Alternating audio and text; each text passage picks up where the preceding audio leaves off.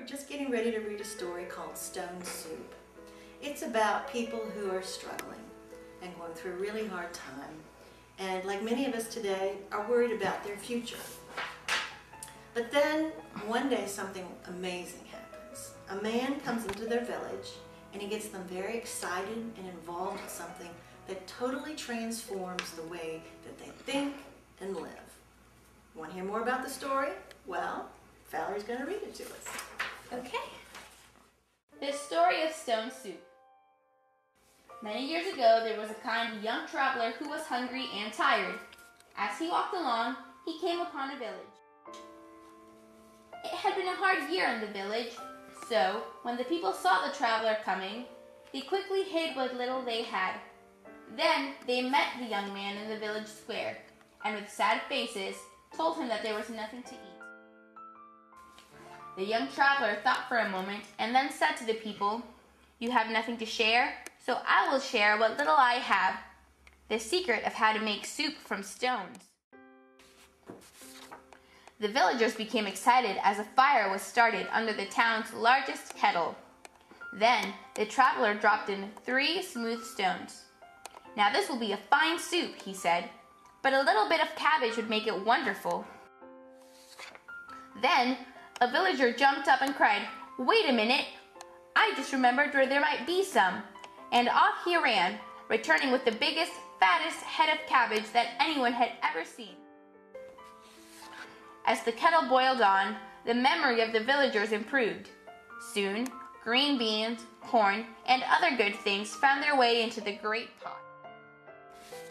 Some cider brought into the square, and everyone began to feast. They ate and danced and sang well into the night, refreshed by the soup and their newfound friend. In the morning, the young man awoke to find the entire village standing before him. As he left, the people gave the traveler a bag filled with the best bread and cheese and said, "You have given us the greatest of gifts, the secret of how to make stone soup, and we will never forget it." At that, the young man smiled and said, "There is no secret except for this.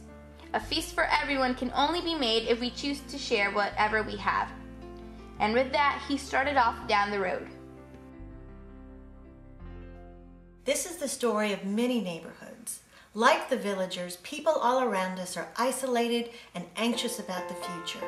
But at Partnerships for Community Resiliency, we know that the whole is greater than the sum of its parts, and that everyone has something to give, whether it's time, expertise, encouragement, or some other resource. We all have something of value that can make a difference in the lives of our neighbors.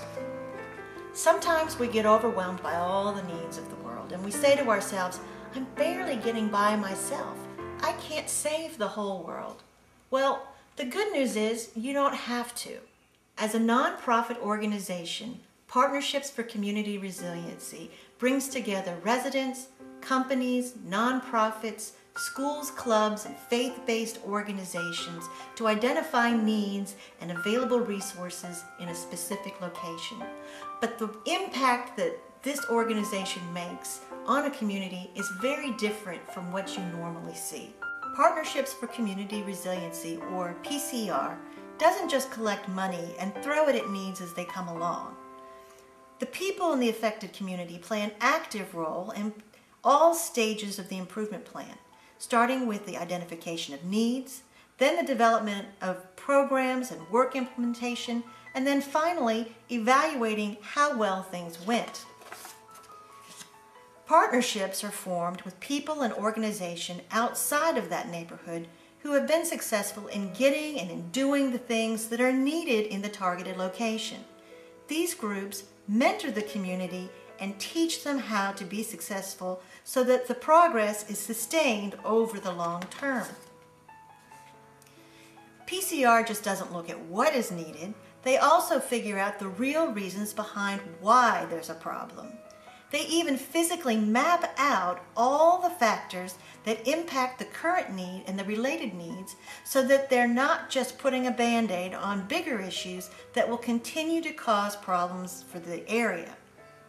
Then they determine who needs to be involved to fix the situation and where to get the resources needed to address the issues.